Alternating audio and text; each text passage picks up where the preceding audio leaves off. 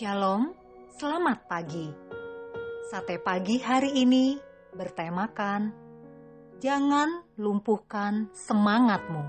Adapun firman Tuhan terambil dari 2 Korintus pasal 12 ayat 9. Tetapi jawab Tuhan kepadaku, cukuplah kasih karuniaku bagimu, sebab justru dalam kelemahanlah kuasaku menjadi sempurna.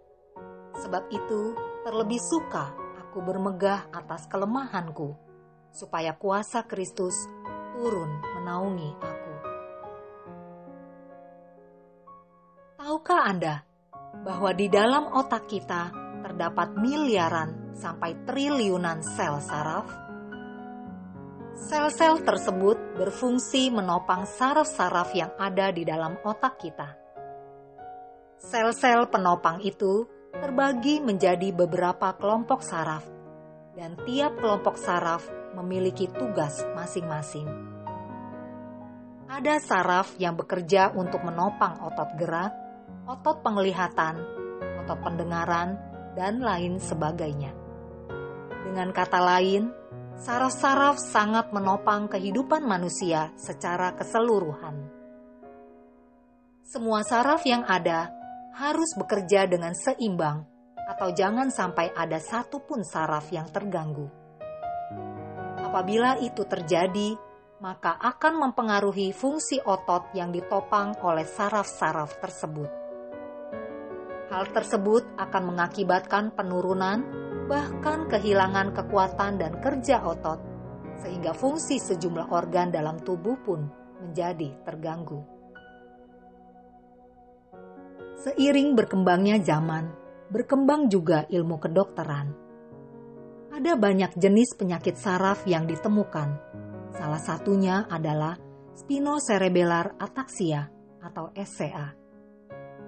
Spinocerebellar ataxia mengakibatkan timbulnya ketidakseimbangan dalam daya kerja saraf pada tubuh.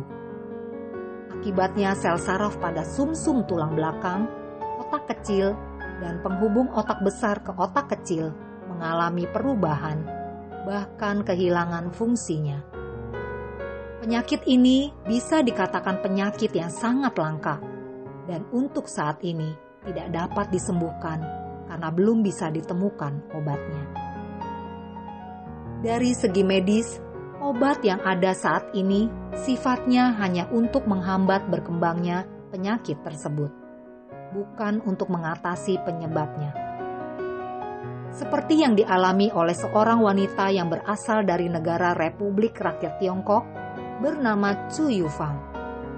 Wanita ini mengalami penyakit SCA yang menyebabkan separuh tubuhnya menjadi kaku dan tidak bisa digerakkan.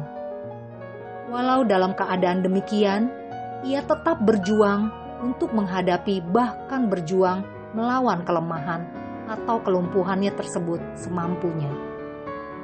Dengan semangat yang tidak patah, ia berusaha melakukan yang terbaik dalam tanggung jawabnya sebagai seorang pengajar di sebuah sekolah. Ia memilih agar semangat hidupnya tidak dikalahkan oleh kelumpuhannya.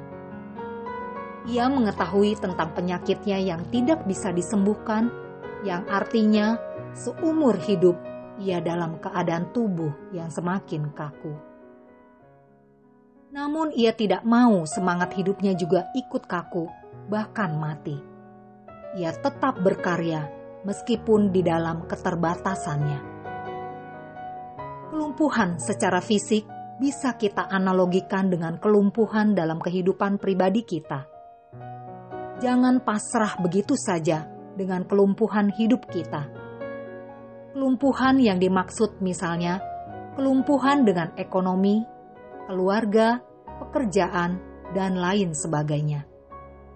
Kita harus bertahan dan tetap berjuang sesuai dengan apa yang bisa kita lakukan.